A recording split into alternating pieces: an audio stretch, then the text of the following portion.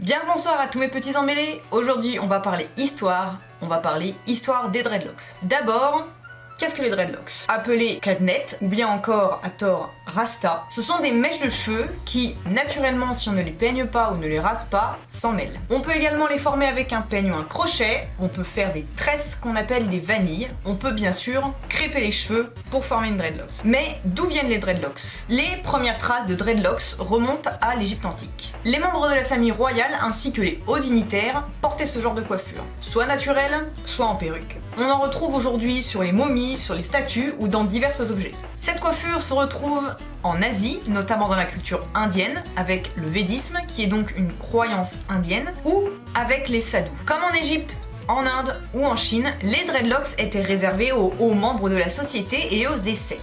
Les ascètes sont les gens qui par ascèse tendent vers la perfection spirituelle. En effet, en Inde, les dreadlocks sont presque exclusivement portés par des personnes de foi. Parmi ceux-là, nous pouvons également compter les chamans de nombreux groupes ethniques. Leurs cheveux forment une expression de leur croyance et un rituel religieux. Porter des dreadlocks est supposé apporter bonne santé et également montrer son attachement à la terre. Dans la mythologie hindoue, les cheveux sont une métaphore puissante. La chevelure a longtemps été utilisée comme un message.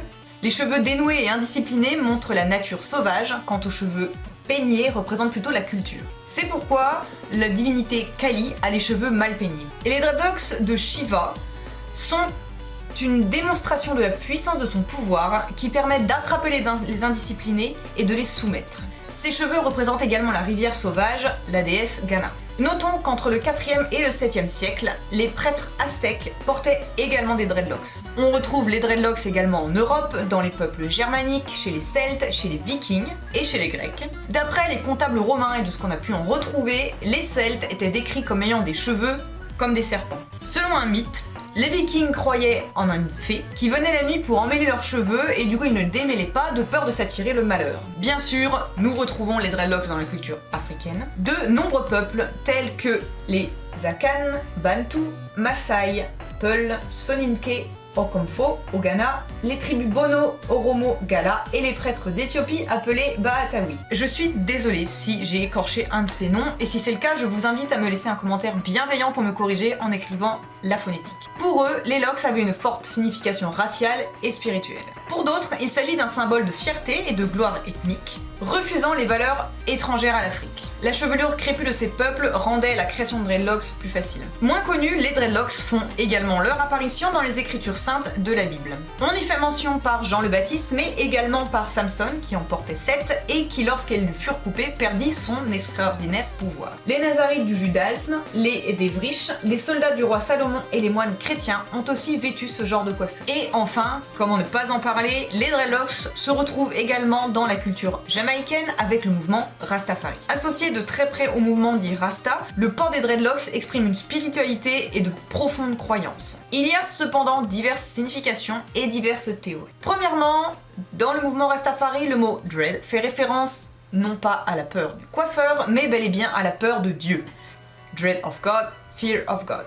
Il faut également craindre les saintes écritures. Celles-ci, comme je l'ai dit plus haut, font plusieurs fois référence de façon très explicite à la chevelure. Il faut se conformer aux principes édictés dans le ou les nombres. Je cite: « Vous ne couperez point en rond les coins de votre chevelure, et tu ne raseras point les coins de ta barbe. » Lévitique 19, 27. Les sacrificateurs ne se feront point de tonsure sur la tête, ils ne raseront point les coins de leur barbe, et ils ne feront point d'incision dans leur chair. Lévitique 21, 5.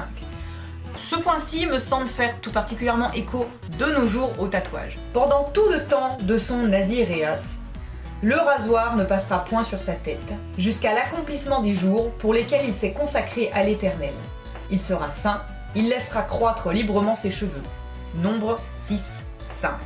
Dans la croyance Rasta, ne pas se raser les cheveux et la barbe fait référence au lion qui est au cœur du drapeau éthiopien. Pour eux, c'est un animal symbolique de l'Éthiopie qui montre le courage et la force. Il se rattache également à l'empereur Haïlé Sélassié Ier, qui serait un descendant de Salomon et de la reine Saba. Les guerriers éthiopiens se laissaient pousser la barbe et les cheveux pour avoir un air effrayant face à l'ennemi, donc nous retrouvons encore cette notion de peur, dreadlocks. En ce qui concerne les natty dreads, Il y a 4 points qui sont extrêmement importants. Garder une relation élective avec l'Afrique. Les descendants des victimes de l'esclavage doivent se réapproprier leur histoire et la fierté de l'homme noir. Ils doivent voir en l'Afrique la terre originelle dont leurs ancêtres ont été dépourvus. Le mouvement Back to Africa de Marcus Garvey, les prêches de Leonard Percival Howell et l'empereur Haïlé Sélassié ont un impact très fort sur la communauté Rasta. Fiers de leurs origines, le retour en Afrique de Marcus Garvey sonne très clairement dans leur esprit avec des valeurs de liberté, de paix et d'espoir face aux souffrances. 4e point, Haïlé Sélassié a montré sa reconnaissance lors d'un voyage mémorable en Afrique en 1965 où il prononce un discours « Ne rentrez en Afrique que lorsque vous aurez libéré tous les Jamaïcains oppressés dans leur pays ». En outre, Haïlé Sélassié offre une partie des terres de l'Éthiopie qu'il appellera Shashaman pour accueillir tous les membres de la diaspora noire qui désireront rentrer en Afrique par le biais de l'Ethiopian World Federation. Il en profite également pour remercier les Noirs caribéens et américains. La terre Shashaman sonne donc dans certains esprits Rasta comme étant la terre du rapatriement en Afrique. Enfin, on retrouve très clairement dans la culture Rastafari la dualité entre Zion Babylone et de l'autre côté nature culture. Pour les Rastas, se peigner ou se défriser les cheveux montre qu'on est sous le sceau de l'impérialisme occidental. Une deuxième signification se rapproche des militants loxés avec les Mau Mau. Ces derniers sont un groupe rebelle mené par Jomo Kenyatta qui s'opposait férocement à l'impérialisme britannique dans les années 1940. Ils portaient des dreadlocks, symbole de peur face aux colons qui les apercevaient. Plus exactement, les dreads sont horribles pour les Babyloniens, mais elles sont symboles de spiritualité et de pureté pour les Rastas. C'est ici un symbole clair de rébellion contre l'impérialisme grandissant. D'autres pensent que les dreadlocks sont apparus en Jamaïque par les Indiens d'Inde immigrés qui venaient avec des dreadlocks parfois longues de plus de 3 mètres. De nos jours, la coiffure dreadlocks est très largement popularisée par le reggae. Cependant, aujourd'hui encore, certaines personnes continuent de porter des dreadlocks pour des raisons spirituelles que j'ai citées avant, ou encore chez certaines personnes loxées noires comme un signe de combat contre les normes de beauté occidentales imposées et comme signe de lutte contre le racisme. Sur ce dernier point, je rappelle que certains loxés noirs, aujourd'hui encore, sont discriminés et pénalisés pour porter des dreads, en Europe comme aux États-Unis. Les dreadlocks restent donc pour beaucoup encore un signe de lutte contre le racisme qui est loin d'être terminé. C'est pourquoi la question de l'appropriation culturelle n'est pas aberrante, comme j'ai pu le lire dans certains commentaires. Alors oui, les dreadlocks ne viennent pas que de l'Afrique noire, mais elles sont aujourd'hui encore un symbole de lutte contre le racisme et pour l'égalité, qui est un combat qui est loin d'être terminé. C'est pourquoi je vous demande compréhension, compassion et écoute attentive lorsqu'une personne racisée vous parle d'appropriation culturelle. C'est la fin de cette vidéo, j'espère vraiment qu'elle vous aura plu, ça m'a donné beaucoup de travail, mais ça m'a apporté également beaucoup de richesse culturelle. J'ai pris énormément de plaisir à la réaliser, donc j'espère que tout ceci est bien sûr partagé. Je compte sur vous pour laisser des commentaires sains et constructifs. Bien sûr, tous les commentaires insultants ou haineux seront supprimés. On se dit à très vite.